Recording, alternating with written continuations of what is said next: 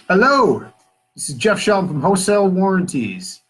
We're just going to wait a few minutes and see if people can jump on and join us for our first live Facebook feed. This is what we call it, the feed. I'm not a millennial, so this is a little bit new to me. So my name is Jeff Shelton, CEO of Wholesale Warranties. We're going to talk a little bit about extended warranties and answer a lot of the questions that people have been giving us, and hopefully give you a little bit of insight to what we're seeing as far as a warranty provider for the RV industry, and give you some insight to what to look for if you're looking for an extended warranty product, whether through us or any other company out there. So let's see what we got for questions. All right. Let's start up. Yeah, so we've been pulling across Facebook and Twitter for the last couple of weeks to find the top 5 RV warranty questions. First one, where can I take my RV for repairs? Do you have a specific network with your RV warranty? Yeah, I'll touch on what we do. Is we are obviously we sell direct to consumer extended warranty programs. So with our program, you can take it anywhere, United States or Canada. They pay directly via corporate credit card, and that's really kind of our bread and butter. Is we want to make sure that you can take it, that you don't run into any issues when you take it to any mechanic wherever you're traveling. And to speak on a little bit of the dealership programs, some dealerships do have a network. Most programs do say that you take it anywhere. However, they're going to be a little bit better if you take it back to that dealership. A lot of the dealership programs are a little bit more familiar with the warranty programs than any other program out there. And the warranty company and the dealership have a little bit more of a special relationship. So if you take it back to that dealership, that's when you're going to get the best service. It can be a little bit challenging if you take it elsewhere, but make sure that's something that you find on that contract. If you do go with the dealership program, you want to make sure you can take it anywhere, United States or Canada. Also, it's really important to make sure that they pay corporate credit card, because reimbursement, that program, it's just can be a little bit difficult for customers, because that's why we get these warranties to begin with, is we don't want to come out of pocket and pay for the repairs. So I think that's a pretty important feature. Awesome. If you're just joining us, feel free to say hello in the chat section. Tell us where you're joining us from. We know our viewers are all over the country. We're going to go ahead and move on to our second question. Why do you do an RV inspection before my warranty goes into place, and what does that entail? Good question. So we don't do RV inspections on every RV, but on most of them.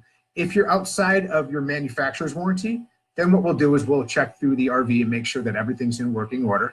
There's actually a couple reasons for this.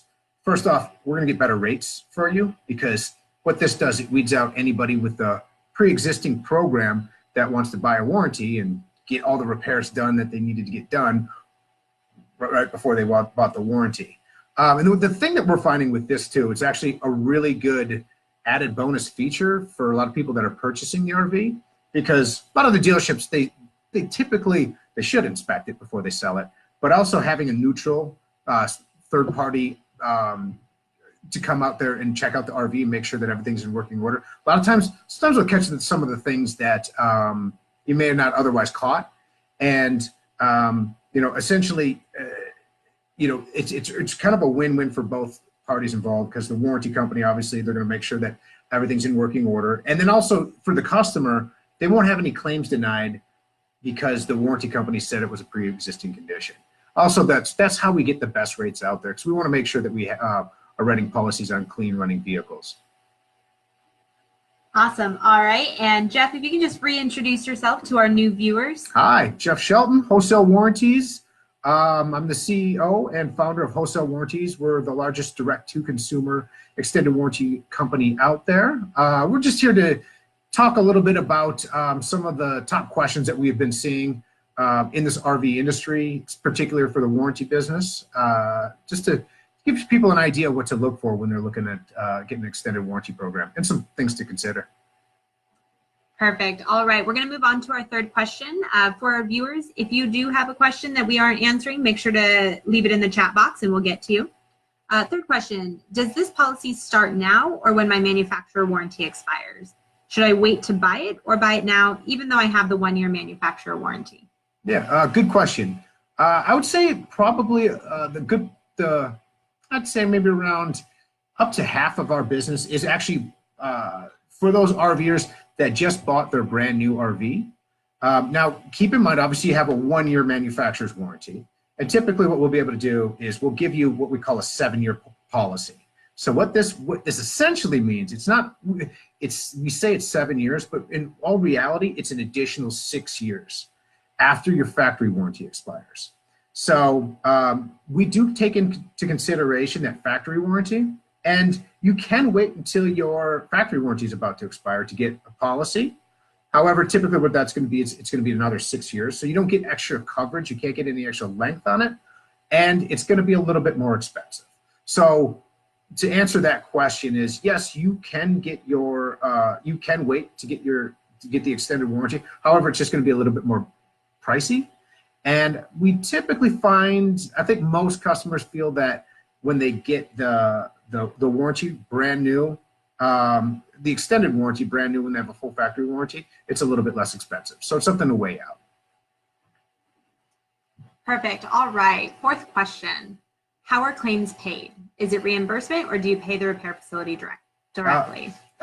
Typically, we always like to pay directly via corporate credit card. However, sometimes there might be an instance where that's not possible, such as sometimes we've had a few places where they actually don't take credit cards, but they want to get paid cash.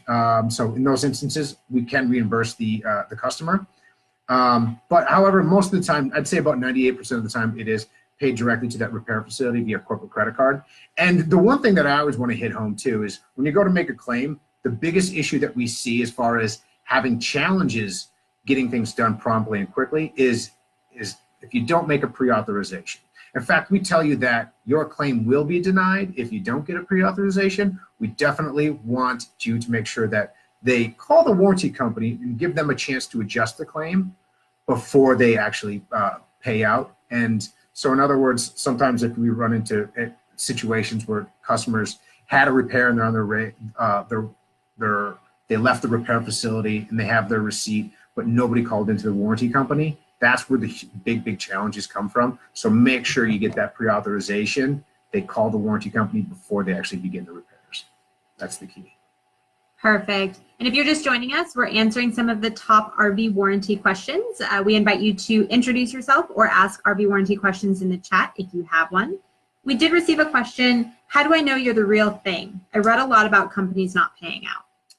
Yeah, well, I think the big thing with us is our reputation. That's pretty much everything that we rely on. Because I think it's hard to say, we run into a lot of issues with dealership programs and for a wide range of reasons. Like what I alluded to earlier, one thing that I've noticed, because I actually set up dealerships with their warranty programs, that's how I actually started this business. And the interesting aspect of that is usually you get good service when you take it back to that dealership. However, the warranty company does want to make sure that they do save money because obviously they are a for-profit business. And one of the areas where they tend to tighten up on claims is if you take it anywhere but the actual selling dealership for repairs, that's when they tend to tighten up a little bit. And with our program, what I wanted to do is I specifically designed this program to be used anywhere, United States or Canada. We've added some features that are just not available with most any other program. Specifically, we cover wear and tear type of items. Now, what this means is there's a lot of warranty companies out there that will deny claims if something wears out versus something mechanically failing. And even though I consider myself an expert in this business, I really couldn't distinctly tell you when a mechanical failure happens versus something wearing out. So it's something that we want to make sure that we definitely cover. We also have some other features like consequential damage. We're covering wiring. We're covering essentially most everything that could break down on your RV, except for your basic maintenance items, like light bulbs and filters and things like that. Things that would be covered under your collision insurance, like if you get into an accident, that's a collision insurance type of item. And then your cosmetic type of issues like paint and fabric, things of that nature. But with our top level program, at least, we're going to cover most everything on the RV. We also have engine and powertrain type of coverages, which is a little bit different. That just covers the most expensive items, which is a great option to take a look at. But with us, what we always strive on transparency, where we're going to let you know exactly what is and isn't covered to the best of our ability, and making sure that you understand exactly what isn't covered, before you actually go bring it into the repair facility, so there's no surprises. Perfect. All right. And Jeff, if you just want to reintroduce yourself to some new viewers we have. Hi, Jeff Shelton, Wholesale Warranties. I'm the CEO and founder of Wholesale Warranties. We're the largest provider of direct-to-consumer extended service contracts for the RV industry. So right now what we're doing actually our first Facebook Live, just answering a lot of the questions that we've received via Facebook, Instagram, and all the other social media things that actually Stacy runs, because she's the millennial of the company. So she got me on the computer doing my first Facebook Live. So this is kind of fun. Perfect. Well, I think you're doing great. We have a question from Michael. He asks, what happens when the vehicle is under factory warranty and the factory drags their feet? Now it's out of warranty and not fixed, and the manufacturer won't fix that issue. Will those items now get fixed under your warranty, even though they started under factory warranty? That's a good question. And I think to be safe, so you're under factory warranty, they drag their feet in getting it covered. Probably what I always try to do is just to play it safe. I always tell you something's not going to be covered under the extended warranty. Because in this situation, I would imagine that it should be covered under the factory warranty, because that might be a pre-existing condition. That definitely, I think if you got the warranty and you got us involved, what we would probably try to do is hold that factory warranty, the factory responsible for that repair. Because if you can document that the factory warranty did not pay out, and you try to get the RV covered under the factory warranty, that is something that they definitely should pay for. And here's a kind of a key component that we really pride ourselves on, is that's a tough situation. And I haven't ran into that, believe it or not. All the things that could possibly go wrong, I've pretty much seen. I haven't seen that exact scenario. But what we do, when you get a policy from us, is these areas, when you call in for support on something like that, what we'll be able to do is make sure that we do everything that we can to get that repair covered through the right party. So to answer that question, that should probably be covered under the factory warranty. I don't know exactly what the situation would be to why they wouldn't be, why they did drag their feet. But when anybody gets a policy through us, these are the type of things that we'll get ourselves involved with. Because I think, as a consumer, this is the last thing that you want to deal with, is holding the proper company responsible for paying for these repairs. Another, kind of dicey issue that we deal with is sometimes you'll get a repair from a repair facility, but they thought that they fixed it, but it actually didn't get fixed, and they want to bring it back for the same repair. Well, a lot of times we'll have to dig into the details of the exact situation. So it's tough to get an exact answer without knowing the particular details, but that's one of the things that we work on, and we make sure that we get it resolved and make sure that you don't have to come out of pocket on these types of situations. Good question. All right, so we're here with Jeff Shelton. He's the CEO of Wholesale Warranties. We're the leading provider of RV warranties, and we're answering your warranty questions today. Just got a new question from Liz. What is the claims process? With the policies that we offer, what we'll do is we'll go to any repair facility, United States or Canada, as long as that's what they're in business to do. If they have a tax ID number, that's what we kind of say, is like their tax ID number, you can take it in there, and then what they'll do is they'll diagnose it. Essentially what that is they're going to figure out what's wrong with it, and it's a normal part of getting a repair, no matter whether you have a warranty or not. And when they come to you with the estimate, that's actually when they'll make the phone call to the warranty company. And when they make that phone call to the warranty company, they'll get a pre-authorization number.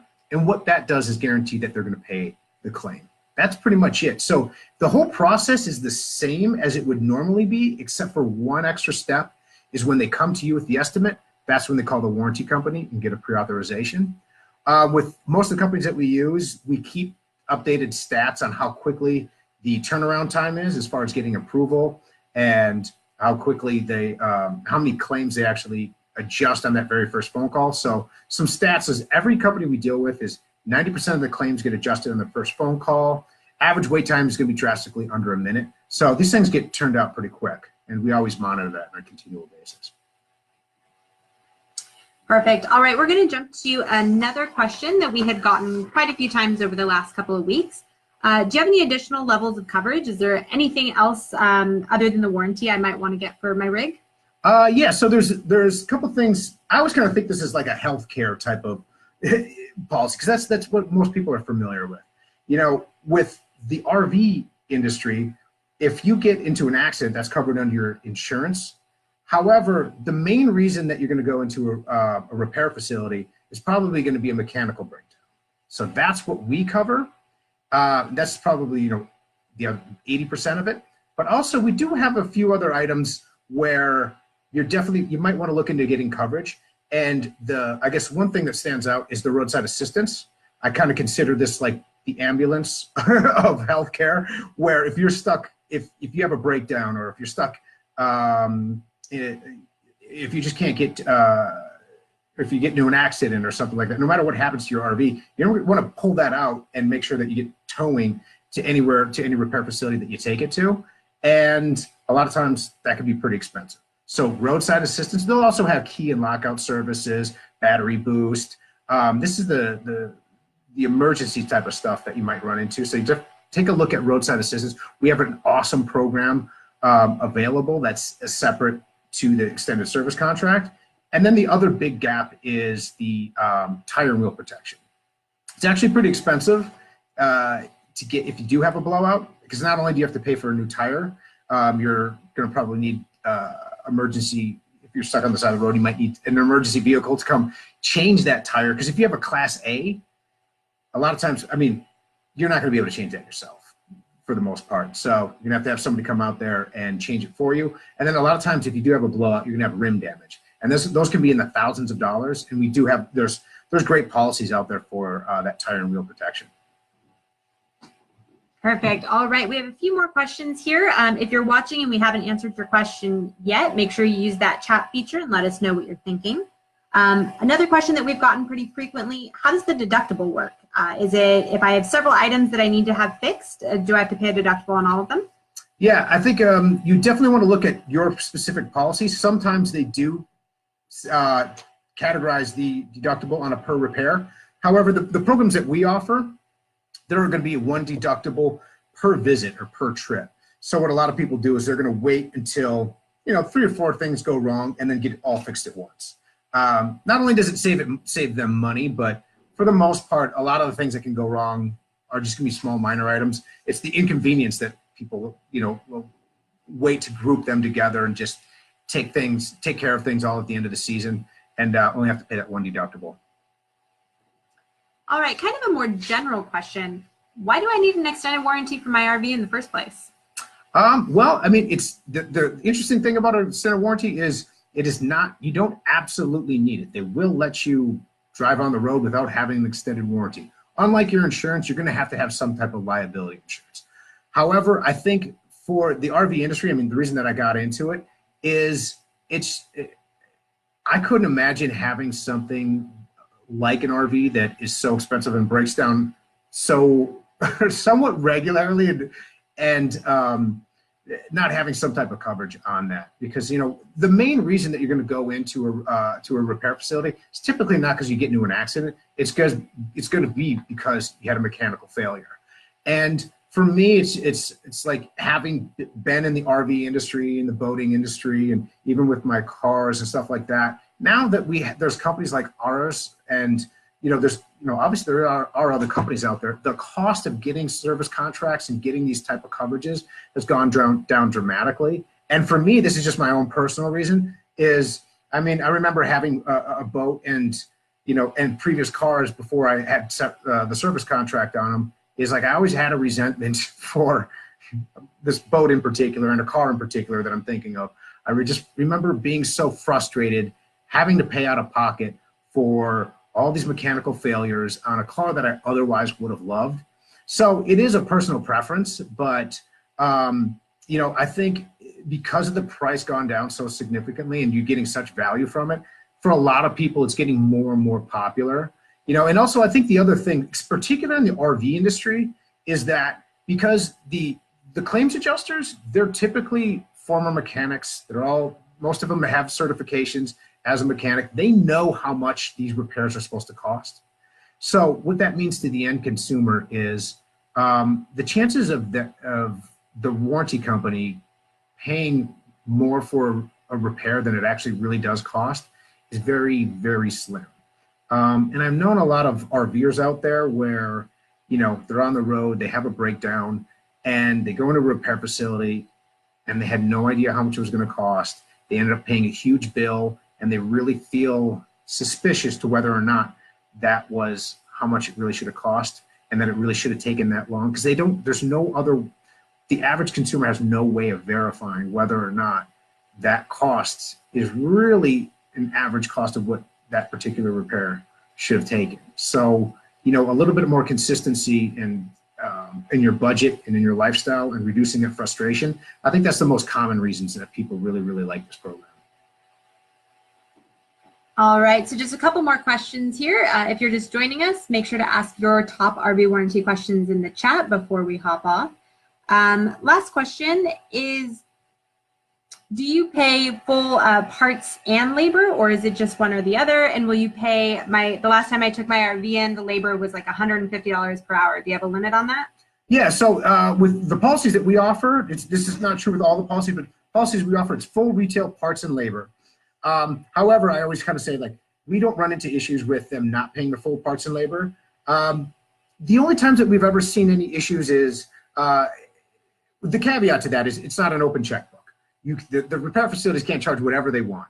They typically, the warranty companies that we use are the bigger ones, where they have a running log of all the repair facility costs, what it is per hour. And also there is a parts markup, which obviously when these repair facilities, they want to make money, and that's what they're in business to do. And they do limit, obviously, the markup that they can have on the parts, but however, there's no, it is within industry standards. So typically what we're finding in Southern California is we're more expensive than most any other place in the nation. So they'll take in consideration what's true for that area. And then also they'll, and adjust it accordingly.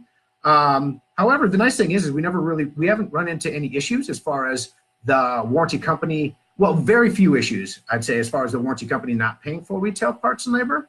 If we do, we always recommend the customer to call us, and then we'll call the repair facility and say, hey, why are you charging, your posted rates is only 140 and you're charging us 180. What's going on with that? And we can always get every time we've been able to get that price adjusted. So knock on wood. But however, so yeah, it's full retail parts and labor. We haven't ran into too many issues, but the same token, it's not an open checkbook, and they want to make sure that it falls within industry standards. Perfect. All right. Well, if you are with us right now and you have a question we haven't answered, make sure to use the chat box. I'm going to give Jeff the opportunity to tell you how you can get an RV warranty quote if you're interested. Yeah, you can reach us at wholesalewarranties.com. Find out all about us. Also, if you just want to quickly text wholesale, type the word wholesale to 474747, and then type in wholesale. It'll send you a link and get a quote right away. And then we can give you a little bit more information on your specific RV. Otherwise, you can go to wholesalewarranties.com or give us a call at 800-939-2806. Perfect. It looks like we answered everybody's questions. Thank you, everyone, for joining us. All right. Thank you. I appreciate it. Oh, now end the video. Okay. I'm like a grandpa here. How do we do this? All right.